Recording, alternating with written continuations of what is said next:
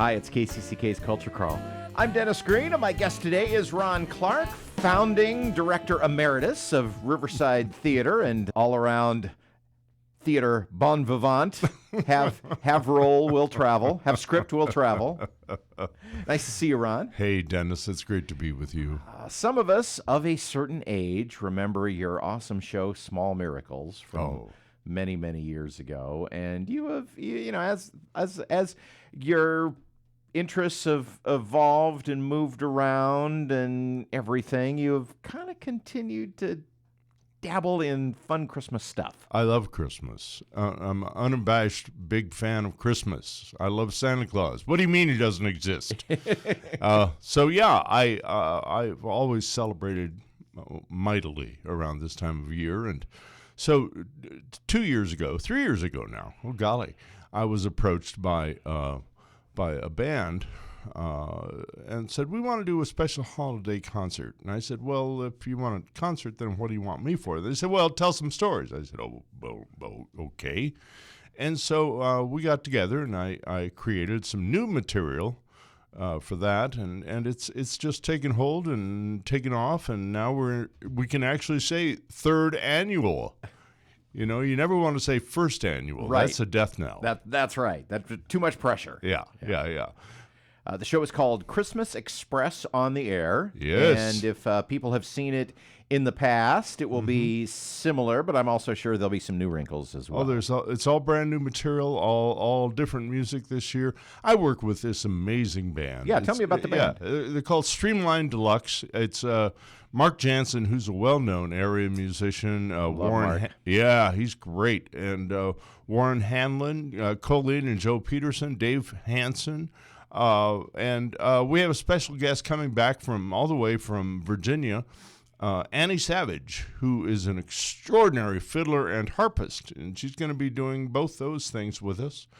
And they opened last night. They were the opening act for Asleep at the Wheel at the Englert. Oh, nice. Yeah, okay. That's a musical honor. It is. So anyway, I love these guys. We have a great time, and I make them do some acting with me. Okay. And they pull it off. Musicians love that. They do. Say it now. But no, they're great, and everybody has a good time with it. Let's talk about the music for just a little bit. Yeah. I'm sure it's new arrangements of some Christmas songs. Any originals or anything like that you know about? Yeah, Mark Jansen will be doing some original stuff. It's new arrangements. There's some bluegrass feel, some Texas swing, as well as some very traditional sounds that people will be doing. That all are celebratory, it really is my favorite time of year, and so I think we ought to celebrate, and we do. This band really celebrates well with me, and we have a great time. They even let me sing. Nice. Yeah, surprise. You have been, as we said, kind of in the Christmas business for a long time. Yeah. So how, from year to year, there are some themes about, family and things like that always come up when you're writing material for a show like this. Yeah. But I also bet that it takes on a different character each time you tackle it does. So tell me kind of what your overarching feeling is about the stories that you were writing for this show. This is about memories. This is a whole lot about memories and about familial relationships that may or may not be in good shape, that may or may not work. But the overall feeling is what Christmas has meant to us when we were younger, when we were kids, what it means now, how we bond with people today to continue to keep that spirit alive.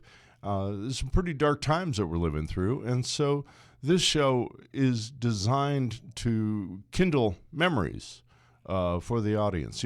My job as a storyteller is so rewarding, and I think one of the greatest rewards that I get is when an audience member comes up to me and said, your story about your uncle, let me tell you about my Uncle Leo, and that means that the story has touched them, in a profound way. And that's what I think this show is going to do. It's going to open people's hearts and help them escape some pretty dark times and relive some of their best Christmas memories. What was the toughest one of these vignettes to finish? Oh. Because there's always one. There's always one. Yeah. You go into it and you think, oh, this is going to be great. Yeah. And then all of a sudden you realize it's like Dr. McCoy said in that episode of Star Trek. Yeah. Nobody can replace a brain.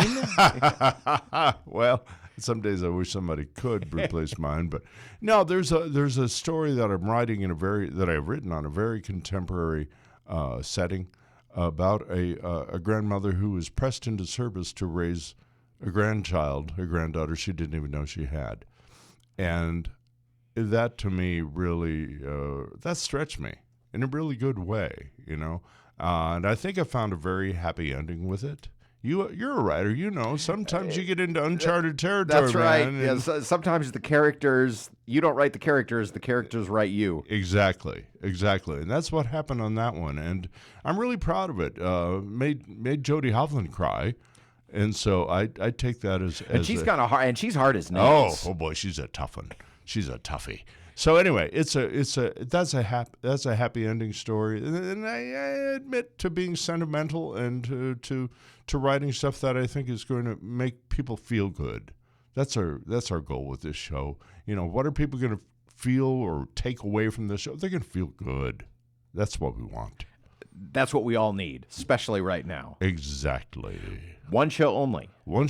December 20th. That's coming up soon here, and it's at Riverside Theatre. Cool thing, the lobby is going to feature an acoustic set starting at 7. Oh, okay. And the lobby opens a little before 7. The bar will be open. People can come in, get a beverage, and enjoy some acoustic from Streamline Deluxe. And then at 7:30, curtain up on the air, as we used to call it, the old-time radio Christmas show that is actually 2 hours long and not on the radio. Oh, but we could talk about that. We could talk about that. It's got that format.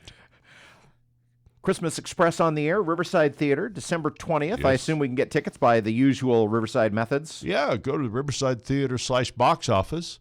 There's a lot of stuff on social media right now. We don't have a big marketing budget, but there's a lot on social media. Go to Riverside Theatre's website, and they have all the info on how to get tickets, and they're a bargain. The $25 for really great entertainment. Once again, always a pleasure to have you in the Christmas mix of all the great shows that we have around the area this time of year. Thanks for telling me about this one, Ron. And gosh, have fun with it, and happy holidays to you. And a Merry Christmas to you and yours. You can hear the Culture Crawl live on the radio most weekdays at 10:30, on demand at kcck.org/culture, or subscribe using your favorite podcast player. Watch our videos on the KCCK Facebook and YouTube channels. Our producer is Lydia Kilgore. The Culture Crawl theme is composed by Vivian Shanley. I'm Dennis Green, and I'll talk to you later.